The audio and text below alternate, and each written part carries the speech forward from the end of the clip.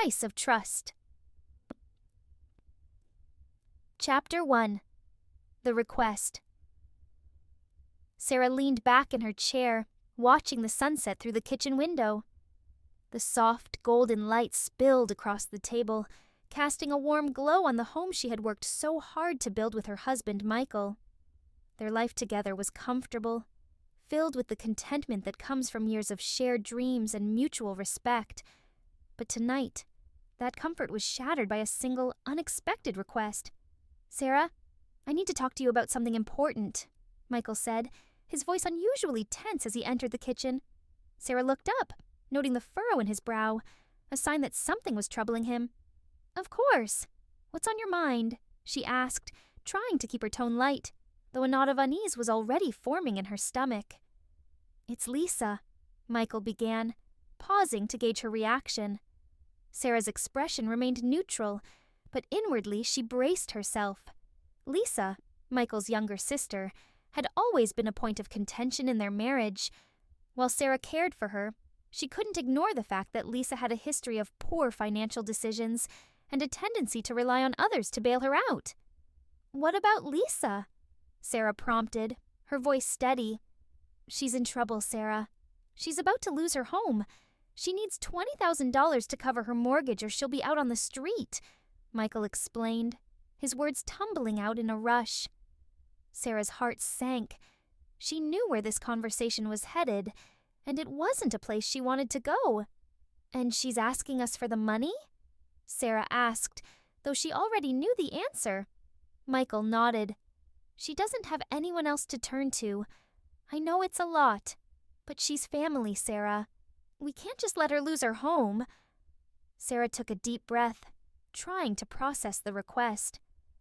"Michael, I understand that she's in a difficult situation, but $20,000 is a huge amount of money. That's more than what we've saved for our future plans. We've worked so hard to build this safety net." "I know," Michael admitted, his eyes pleading with her to understand. "But this is an emergency. We can rebuild our savings, but Lisa might not get another chance." Sarah frowned, struggling to find the right words. "I'm not saying we shouldn't help her, but we need to be smart about this. Lisa has a history of bad financial decisions, and giving her this money without any plan could just enable more of the same behavior." Michael's face darkened. "So, what are you suggesting? That we just let her sink?" "No, of course not," Sarah replied quickly, trying to diffuse the tension. "I'm saying we should offer to help in other ways, maybe a smaller loan or help her find financial counseling. But giving her $20,000 outright is a big risk." Michael sighed, running a hand through his hair in frustration. "Sarah, she's my sister.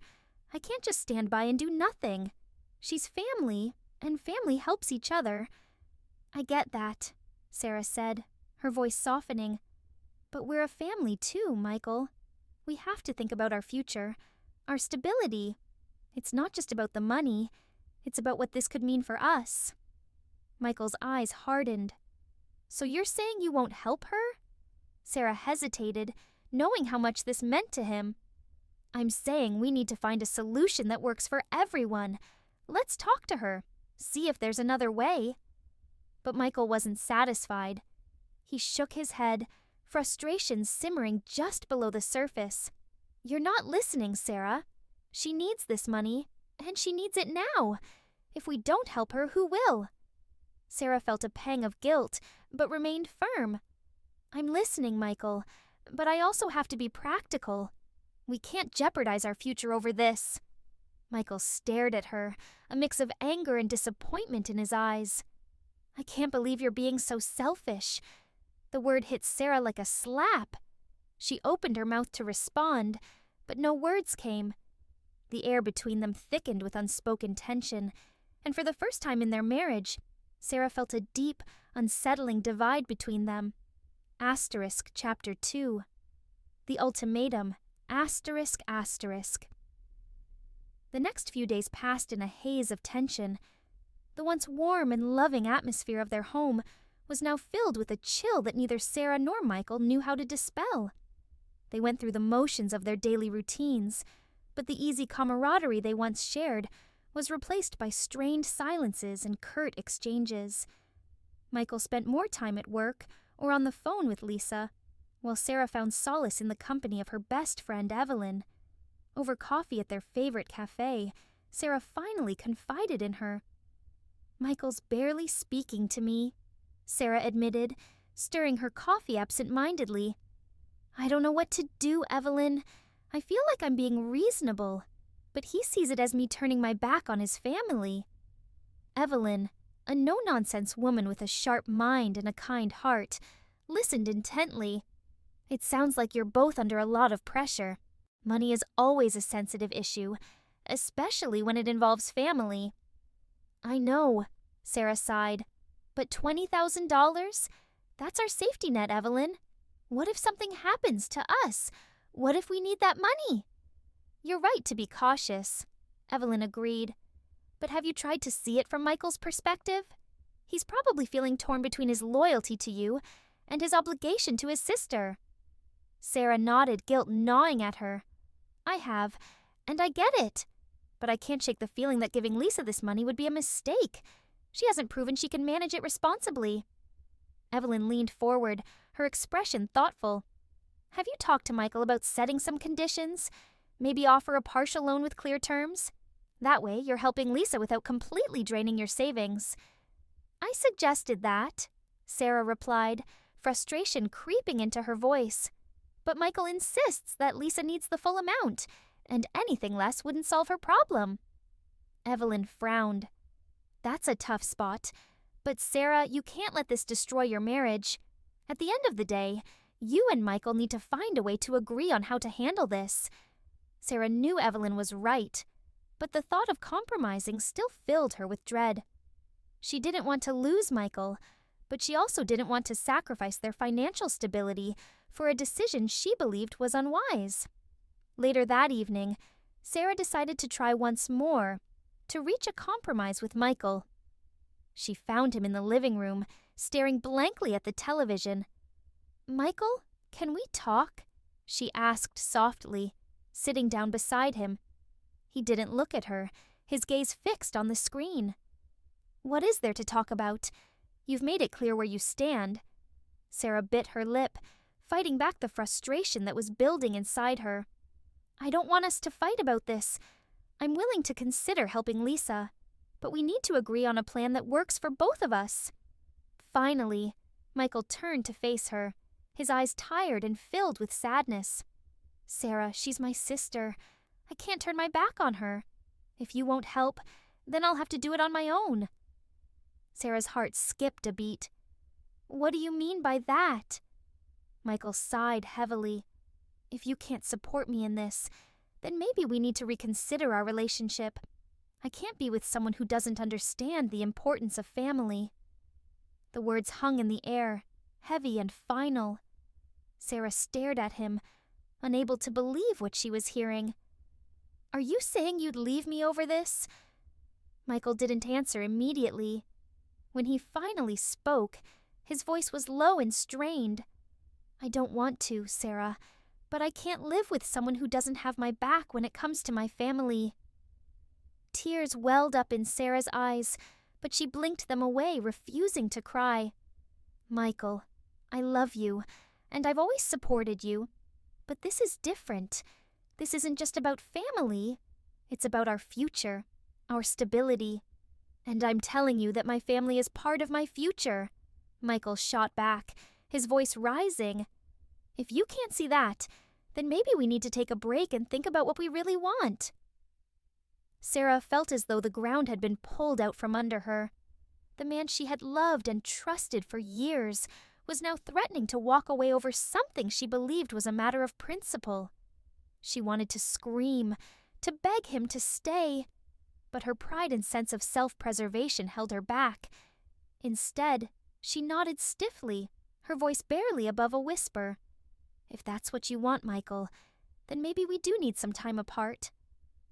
Michael looked at her, his expression unreadable, and for a moment, Sarah thought he might back down. But then he stood up, his movement slow and deliberate.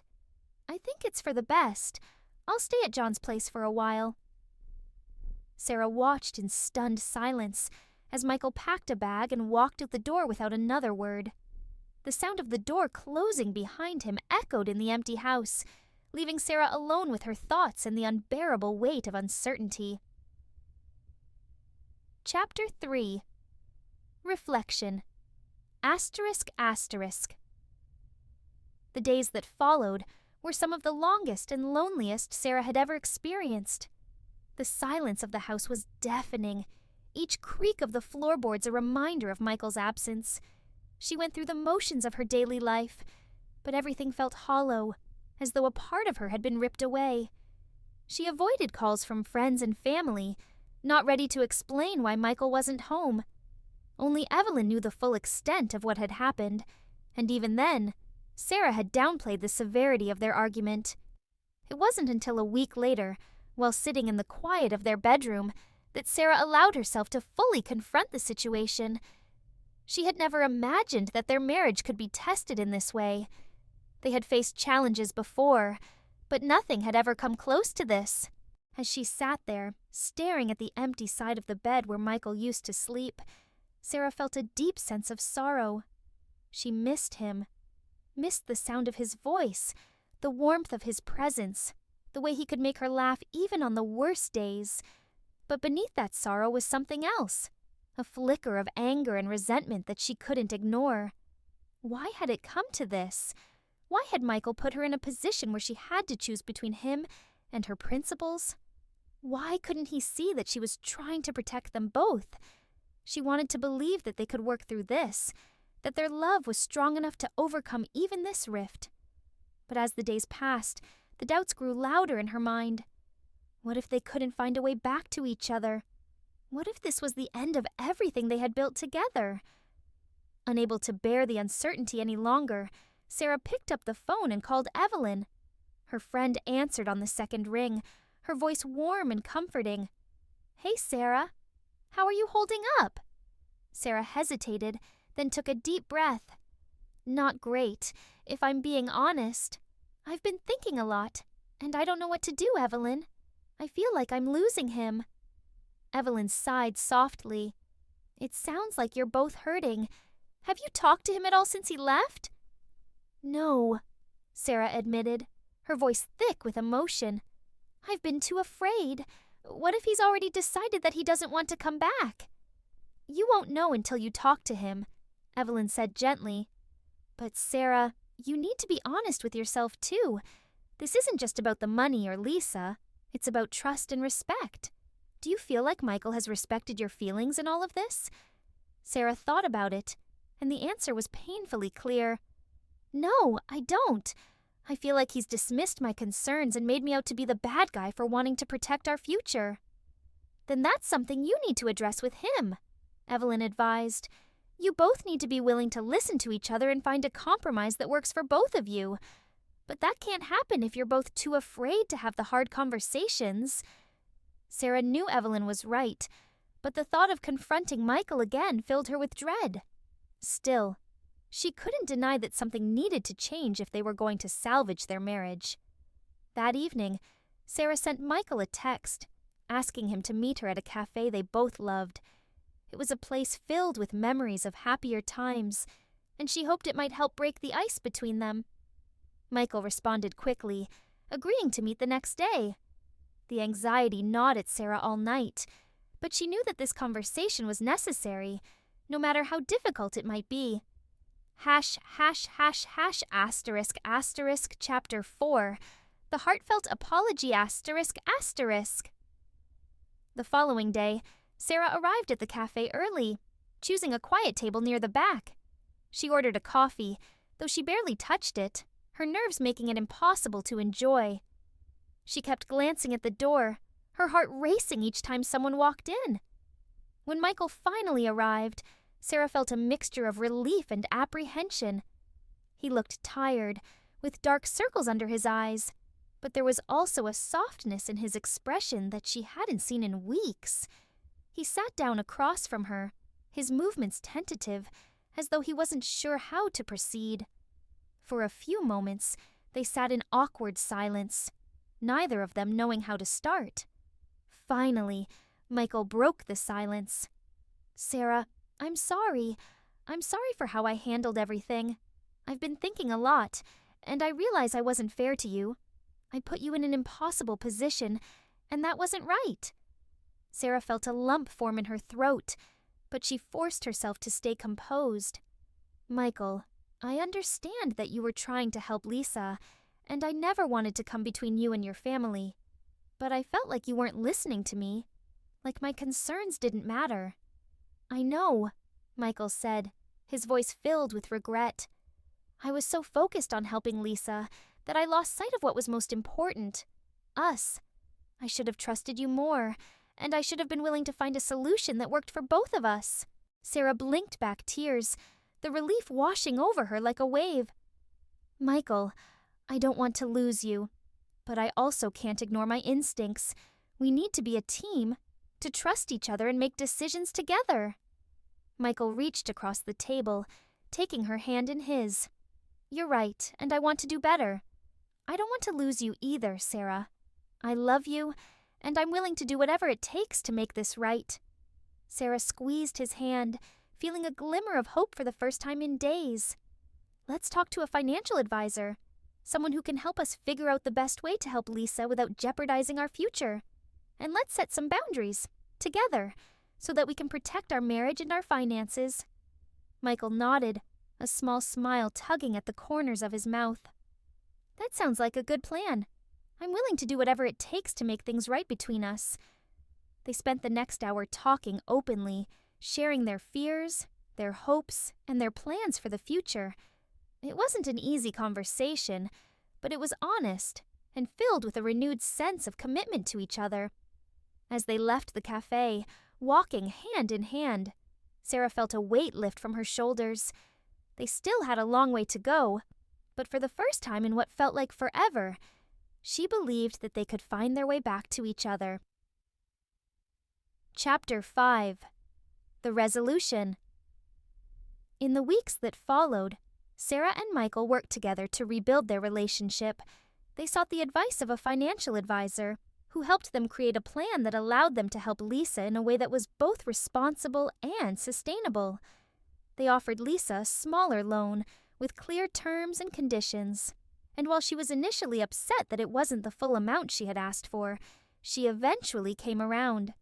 With their support, she was able to stabilize her finances and avoid losing her home. But more importantly, Sarah and Michael learned to communicate better, to listen to each other's concerns, and to approach challenges as a united front. Their marriage, once strained by doubt and miscommunication, grew stronger with each passing day. They also made a point to carve out time for each other, rekindling the connection that had drawn them together in the first place. They went on dates, took weekend trips, and spent quiet evenings at home, simply enjoying each other's company. As they moved forward, Sarah realized that their marriage had been tested in a way she had never expected. But instead of breaking them, it had made them stronger. They had learned that love wasn't just about the good times, but about facing the tough moments together and coming out on the other side with a deeper understanding of each other. And so, as they sat together on their front porch one evening, watching the sunset and holding hands, Sarah knew that they had emerged from this storm stronger than ever. They had faced a difficult challenge and had come out the other side with a renewed sense of trust and love. The future, once clouded by uncertainty, now seemed bright and full of possibilities. And Sarah knew that whatever challenges lay ahead, they would face them together, as partners, as equals, and as a family.